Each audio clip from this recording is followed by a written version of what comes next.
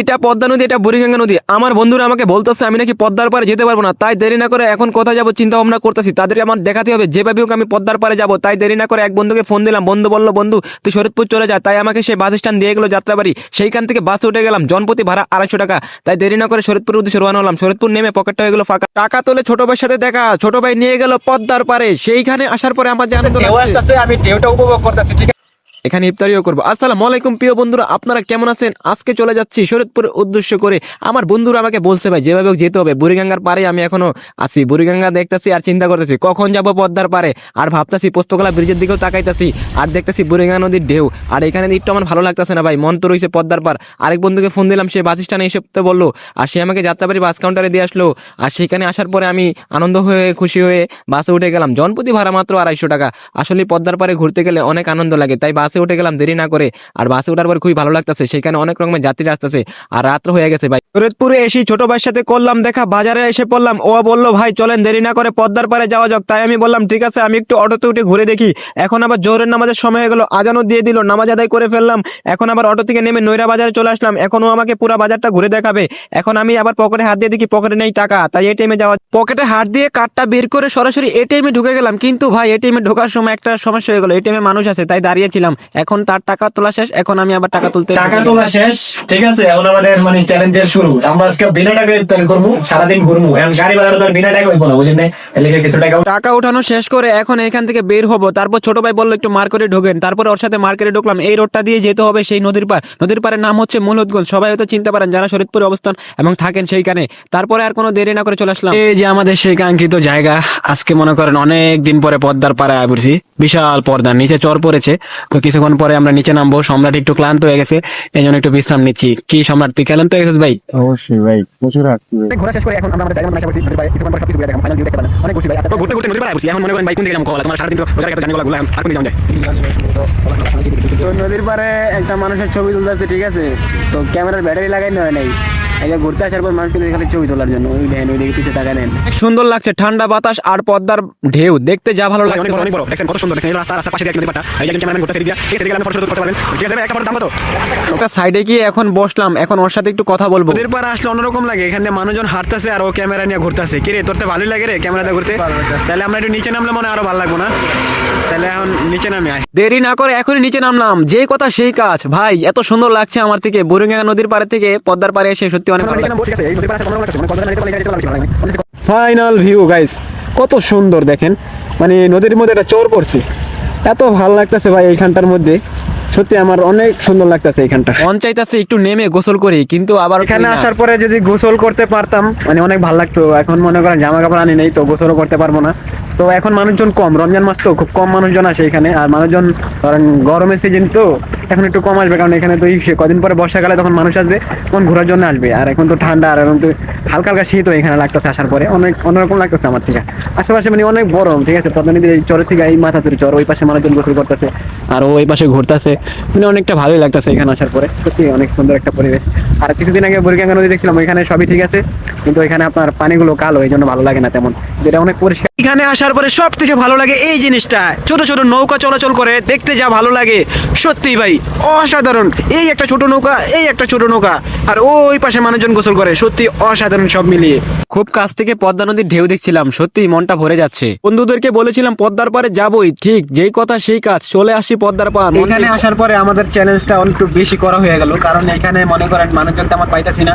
আর মানে অন্যরকম লাগতেছে, একা একা ফিল করতেছি। আর আমার মানে মানুষই নাই, আর মানুষ জানি না এখন কোথায় গেছে, কারণ এখন দুপুরের টাইম।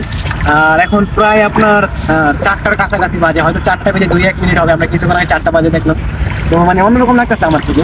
তো আমি ঘুরতে আসছি, আর একটা জিনিস মনে করতেছি ভাই, এখানে আসলে অবশ্য সাথে কারো নিয়ে আসলে মানে বেশি ভালো হয়। আসলে ভিউটা অনেক সুন্দর, আপনারা একটু উপভোগ করেন।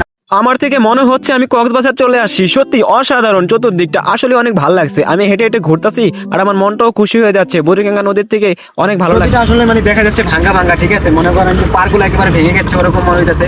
তো মানে অন্যরকম লাগতেছে এখানে, কারণ পার্কগুলো এরকম ভাবে একেবারে বালুর একটুখানি জায়গা মনে হচ্ছে যে আটকে আছে, অন্যরকম দেখতে মনে হচ্ছে, ঠিক আছে। তো আমি পার্কটা থেকে খেয়াল করে দেখলাম, মানে দেখেন পুরো মানে মাটিগুলো একবার করে দাঁড়িয়ে, ছোট একটা চর বসে, ঠিক আছে। এই চরটা আসলে অনেক সুন্দর, অনেক বড় স্পেসের মধ্যে এই ছোট চরটা আসলে অসাধারণ।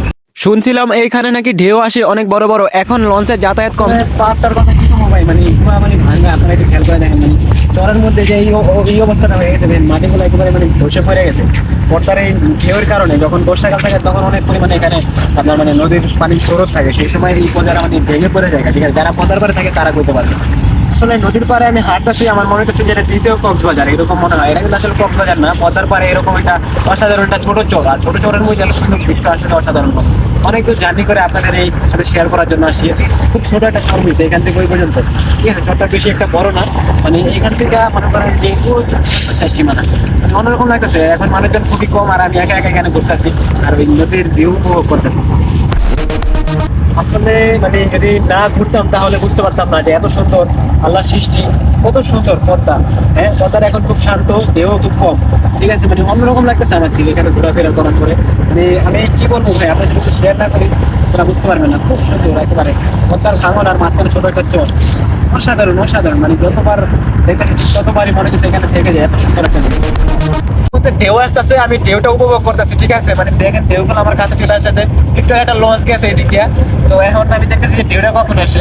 তো আমি দেখতেছি আমার জুতা তারপর সবকিছু ভিজে যাবো। তো আমি এখানে অপেক্ষা করতেছি, ঢেউয়ের অপেক্ষা করতেছি। ঠিক আছে, তো এটা পদ্মাটা কিন্তু পদ্মাটা ছোট, কিন্তু এটা চর অল্প একটু চর পড়ছে, কিন্তু বিশাল বড় ভাই। দেখেন একটা ওই পদ্মাটা গেছিল জাহাজ, ঢেউ খুব হালকা হালকা আসতেছে।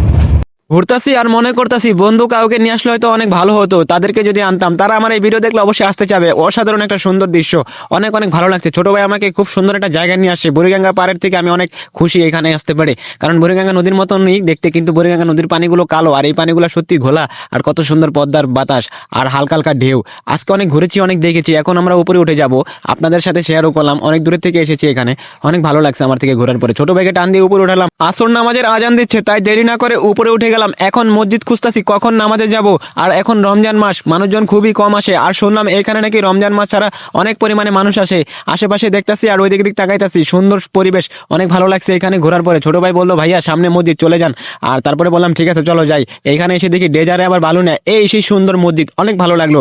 মসজিদ থেকে নামাজ শেষ করে বের হলাম, এখন আমরা যাচ্ছি ইফতারি করার পালা। এই যে মুরগি দিল, আমি ছোট ভাই মুরগি দিল, খুশি দিচ্ছিস না ভাই? রাখবে তারা কি ভাই যাবো? এই গ্রামের মানুষের ব্যবহার খুবই ভালো লাগলো। পদ্মা রিভারভিউ রেস্টুরেন্ট থেকে আমরা আবার মুলুদগঞ্জ বাজারের ভিতরে ঢুকে যাচ্ছি। এখন কিছু ইফতারি কিনতে হবে, সেই জন্য আমরা এখান থেকে হেঁটে সামনের দিকে যাচ্ছি। আজকে ইফতারি করবো মুলুদগঞ্জ বড় মাদ্রাসা এবং মসজিদের ওইখানে। আর এইখান থেকে একটা মাঠা কিনে নিলাম, চলে আসলাম আমরা মুলুদগঞ্জ মাদ্রাসা কমপ্লেক্সে। এখানে আসার পরে আমরা এখন ইফতারি করবো, সেই জন্য আমরা মাদ্রাসার কক্ষে ঢোকার চেষ্টা করতেছি। ওই পাশ দিয়ে এসে বললাম অজু করে নিলাম, অজু করে এখন ঢুকে গেলাম মুলুদগঞ্জ মাদ্রাসাতে। এখানে ঢোকার পর সবাই দেখি পুরো ফ্রেন্ডলির মতন, সবাই হাসাহাসি করছে, কত সুন্দর দোয়া হচ্ছে, সত্যি অনেক ভালো লাগলো সবার সাথে ইফতারি করতে পেরে। এখন ইফতারি করবো, ইফতারি টাইম হয়ে গেছে। ইফতারি করা শেষ করে মসজিদের বাইরে চলে আসলাম, এসে মসজিদের পাশে বসে আছি, মাগরিবের নামাজ আদায় করব। কিছুক্ষণ পর মসজিদে ঢোকা গেলাম, এখন নামাজ আদায় করতে হবে, নামাজের সময় হয়ে গেল। নামাজ আদায় করে বাইরে বের হয়ে গেলাম। এই এলাকার মানুষজন সত্যি অনেক ভালো, তারা খুব মিশুক। আমার মনে হয় না যে আমি এই এলাকায় অন্য জায়গা থেকে এসেছি, সত্যি সবার সাথে মিশতে পেরে খুবই ভালো লাগছে। ছোট ভাই একটা বাজার দিয়ে অন্য জায়গায় নিয়ে যাচ্ছে, এখন আমি ছোট ভাইকে বিদায় দিয়ে আমাদের বাড়িতে চলে আসি। এসে দেখি রয়্যাল আমাকে খুব মিস করছে, আর অনেক ভালো লাগলো আপনাদের সাথে এত কিছু শেয়ার করতে পারে। আজকের ভিডিওটা এই পর্যন্ত, আল্লাহ হাফেজ, ভালো থাকেন।